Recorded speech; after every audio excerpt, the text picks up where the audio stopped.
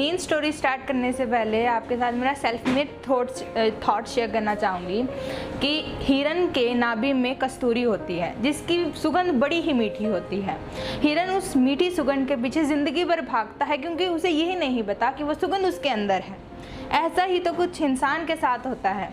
वो ज़िंदगी भर एक ऐसे व्यक्ति की तलाश में भटकता है जो उसे कामयाब करेगा, और वो उसे कभी मिलता नहीं क्योंकि वो खुद है जो इंसान, और जो जान लेता है वो कामयाब भी हो जाता है। Just remember, there is only one person who can be the reason for your success and he is you. So ये स्टोरी स्टार्ट करने से पहले बता दूँ, मेरे पास इसका एक्सपीरियंस नहीं है, फिर भी मैंने ट्राई किया लिखने के लिए। So okay. राहुल कहने को तो कहानी का किरदार है, लेकिन बस कहानी का किरदार नहीं।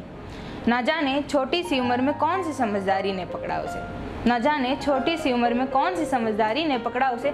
बाहर तो बहुत शांति थी पर अंदर कौन से शोर ने जकड़ा उसे। महज 9 साल की बालपन की उम्र में समझदारी से पाला था उसका।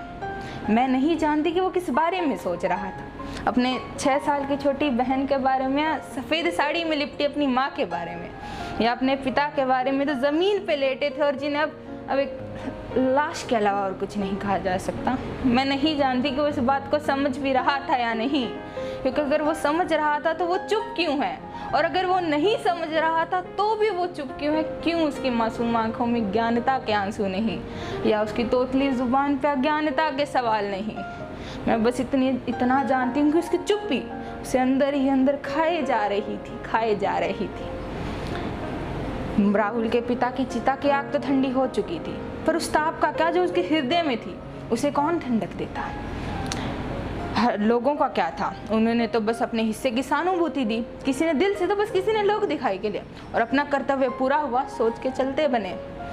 अजीब है ये मृत्यु, जब कोई जाता है तो अकेला नहीं जाता, ना जाने साथ में कितने ख्वाब, कितने सपने, कितने उम्मीदें ले जाता है, और छोड़ जाता है तो कुछ सवाल। राहुल की माँ तारों के बीच कुछ यूं ढूंढ रही थी जैसे कोई छोटा बच्चा अपना खोया खिलौना ढूंढ रहा हो। बल्ब के पास बैठी थी, इसलिए जब भी उसके आंसू बल्ब की रोशनी से टकराते तो उसे एक अलग ही चमक देते हैं। राहुल की आंखों से यूं लग रहा था जैसे वो जान चुका था क्या हुआ। फिर भी हालातों को अपनी उम्र का पैगाम देने के लिए माँ का पल्लू जोर से खींचा और बोला, माँ, पिता कभी वापस नहीं आएंगे ना। और इतने में लट्टू बुझ जाता है। Thank you.